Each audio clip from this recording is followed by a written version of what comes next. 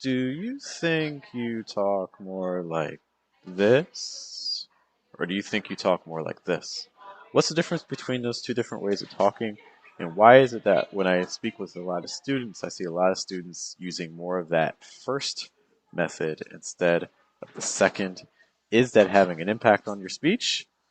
Yes, but I want to talk about why and what you can do to change it to make sure that one, you're being intentional about the sort of impact you're having with your interactions in American English, and two, you can make changes if you decide that, hey, maybe this isn't the way I want to talk. Good morning, good evening, good afternoon, guys. Welcome to your daily American English pronunciation show. Wake up American. We're here Monday through Friday, typically between 7 and 8 a.m. to make sure that you can get in your 5 to 10 minutes of pronunciation practice for the day. We're in a different location today. I had to drop off some family at the airport, so we're out and about, but that's no excuse. We still got to study. I show up for you guys. Hopefully, you're showing up for yourselves. Milad is showing up for himself, which is great. What's up, Milad? Um, yeah, and we're going to be guiding you today on some aspects of speech that hopefully are going to help you sound more natural, things to pay attention to. To guide you in this process, there's me. Hello, guys. My name's Jeff. Everyone's breath. It's one of the 4 keys to a natural sound: clear placement, pitch, breath. Try and weaken your consonant sounds and strengthen your vowel sounds. And today we're going to be especially focusing on those vowel sounds on words, because what I see a lot of students doing, a lot of people who have learned English doing, is they tend to almost kind of like talk kind of like this, where I say sentences, and especially as I end one part of my sentence and then I move to the next one, I kind of do this drag. Do you see how I'm just holding on to things? And the result of that is it can lead to speech that's can be helpful in terms of showing that you're not done talking, but it can also be used to show uncertainty, lack of confidence, and also that you're searching for the words you want to say. So it can completely change the tone of your message if you're not being careful. Okay. Has this purpose. We don't want to do it everywhere. Oh, also take gotcha, I'm checking it once more. So let's just kind of look at an example sentence. Why don't you take a moment to read this to yourself? Those of you who are able to watch, and if you're listening, then we'll talk about it in a moment. And as you're thinking about this too, I want you to pay attention to where do you think the thought groups are, where do you think the stress words are, and things like that. Lavi is back as well. What's up, Lavi? If I had my sound effects, I'll be playing some bang noises for you for sure. Okay, so let's talk about this sentence. So if you read this as something like, do you think you could help me move some boxes? Do you think you could help me move some boxes? So you can see, like, do you think, holding think, you could help me, holding help me move some boxes, and then kind of holding boxes as well. Okay. Just a quick note, Livy, glad to see you is fine. I think, at least in North America, the more common one would be like good to see you with good instead of glad, just a note, in terms of frequency. Um, Hola, Taberta. Good to see you, miss. Hope you're doing okay. Um, so let's talk about some alternatives. So instead of dragging, how else could we pronounce this? Well, what we could also do is we could instead of saying, do you think, say, do you think, hear a difference? Do you think, and instead of saying, you could help me, you say, you could help me. It's like, instead of saying, do you think you could help me? Do you think you could help me? Hear a difference? Do you think you could help me? Do you think you could help me? And then move some boxes versus move some boxes. So, do you think you could help me move some boxes versus do you think you could help me move some boxes? Hear the difference in tone. Okay. Do you think you could help me move some boxes? So, if you want to make things sound just a little bit more confident, a little more comfortable, a little firmer, but also a little bit more serious, um, not dragging words out so long.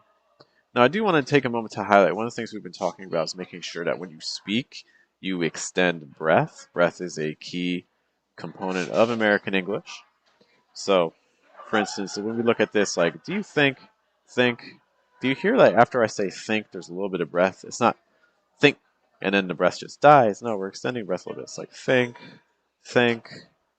So it's not think. It's think. Hear that difference in breath? Or, for instance, with help me, like, it's like, we don't want to say help me, more help me, me.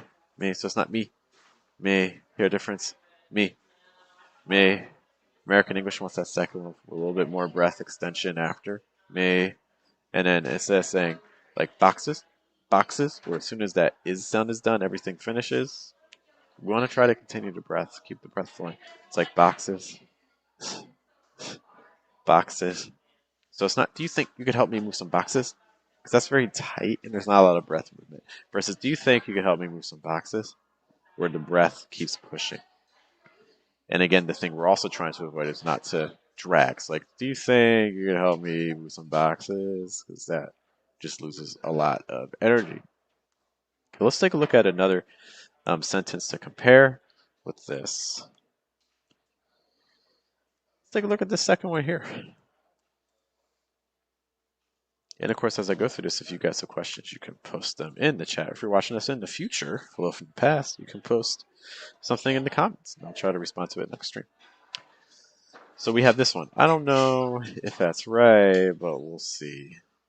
I don't know if that's right, but we'll see. Do you see how like that? Just the energy level on that's really low.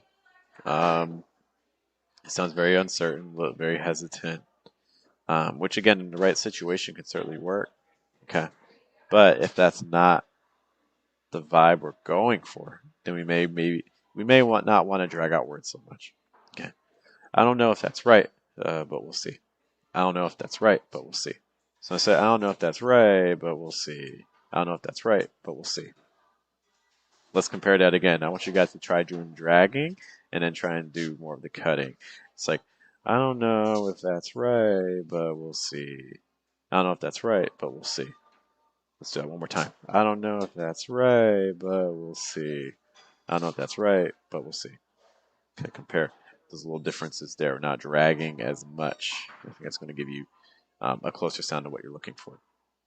Okay. And again, extend the breath. So it's not, I don't know. It's, I don't know.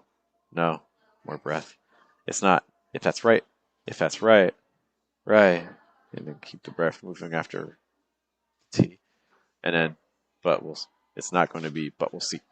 It's, but we'll see. Keep the breath flowing after the E sound on C. But we'll see. I don't know if that's right, but we'll see. Let's compare not extending the breath after sounds and then extending the breath. Okay, so the first time, not extending breath. I don't know if that's right, but we'll see. Now extending breath. I don't know if that's right, but we'll see. Let's do it one more time. First time, no breath. I don't know if that's right, but we'll see. Second time with breath extension. I don't know if that's right, but we'll see. Okay. I have one final sentence for you to practice dragging versus not dragging.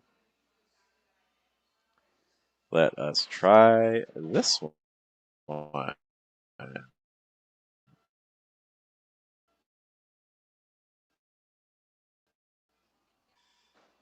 right, wouldn't be a stream without a little lag spike, right? All right, so let's try this one here. Let's do it with dragging first. Whoever has the car is going to need help. Again, with dragging. Whoever has the car is going to need help. Let's now cut off that dragging. Whoever has the car is going to need help. Whoever has the car is going to need help. Okay, let's do it the first time, dragging, second time cutting. Whoever has the car is going to need help. Whoever has the car is going to need help. Let's do it one more time. Whoever has the car is going to need help. Whoever has the car is going to need help. And now let's compare with breath. So first time we're going to cut the breath, no breath extension. Whoever has the car is going to need help. Second time with breath extension after each word. Whoever has the car is going to need help. Let's do that again. Cutting breath, so no breath after each word. Whoever has the car is going to need help. And now a breath extension after each word. Whoever has the car is going to need help. Alright, so practice those things, guys, with the dragging, with the breath, and things like that. Let me know how that goes for you. Continue paying attention, of course, as always, to breath, airflow, placement, stressed words, changing your pitches, left or thought groups, and things like that. And of course, if you have a topic you would like to see in the future, just put it in the comments. All right, thanks for spending some time with me. Look, there's a million pronunciation resources, and I'm not in my normal location. I don't have my mic and things like that. So the fact you hung with me for today's stream is greatly, greatly appreciated. I will see you all later. Hope you guys have a good day, have a good night, and have a good afternoon. Take care, guys. Bye.